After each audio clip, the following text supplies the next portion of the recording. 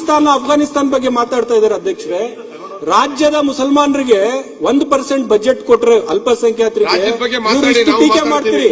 ಅಫ್ಘಾನಿಸ್ತಾನ್ಗೆ ತಾಲಿಬಾನ್ಗೆ ಮೋದಿ ಸರ್ಕಾರ ವರ್ಷಕ್ಕೆ 200 ಕೋಟಿ ರೂಪಾಯಿ ಕೊಡ್ತಾ ಇದ್ದಾರೆ. ವರ್ಷಕ್ಕೆ 200 ಕೋಟಿ. ಇಲ್ಲಿ ರಾಜ್ಯದ ಮುಸಲ್ಮಾನರಿಗೆ ತಾಲಿಬಾನ್ ಅಂತ ಹೇಳಿ ನಮ್ಮ ಮೇಲೆ ನೀವು ಗೂಬೆ ಕೂರಿಸಿದ್ರಿ, ನಮ್ಗೆ ಟೀಕೆ ಮಾಡಿದ್ರಿ. ಯಾರಾದ್ರೂ ಗಡ್ಡ ಬಿಟ್ಕೊಂಡ್ರೆ ನೋಡಪ್ಪ ನೀನ್ ತಾಲಿಬಾನ್ ಅಂತ ಹೇಳ್ತಾ ಇದ್ರಿ ಬಿಜೆಪಿಯವರು.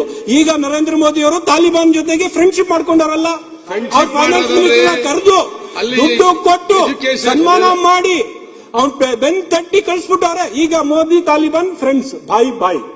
ಇಲ್ಲಿ ನಮ್ಗೆ ಬೀದಿಯಲ್ಲಿ ಯಾರಾದ್ರೂ ಗಡ್ಡ ಬಿಟ್ರೆ ನೀನ್ ತಾಲಿಬಾನ್ ಅಂತ ನಮ್ಗೆ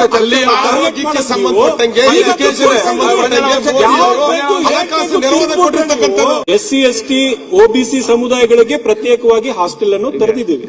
ಅದೇ ರೀತಿ ಮೈನಾರಿಟಿ ಸಮುದಾಯಕ್ಕೂ ಕೂಡ ತೆರೆದಿದ್ದೀವಿ. ಯಾಕೆಂದ್ರೆ ರಾಜ್ಯದ ಅಲ್ಪಸಂಖ್ಯಾತರು ಕೂಡ ಆರ್ಥಿಕವಾಗಿ ಸಾಮಾಜಿಕವಾಗಿ ಮುಂದೆ ಒರಿಬೇಕಲ್ಲ ಅಧ್ಯಕ್ಷರೇ. ಇಲ್ಲದಿದ್ರೆ ಹೇಗೆ?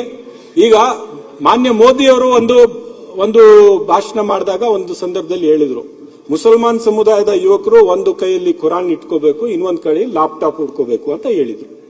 ಆದ್ರೆ ನೀವು ಲ್ಯಾಪ್ಟಾಪ್ ಅಂತೂ ನಮ್ಗೆ ಕೊಟ್ಟಿಲ್ಲ.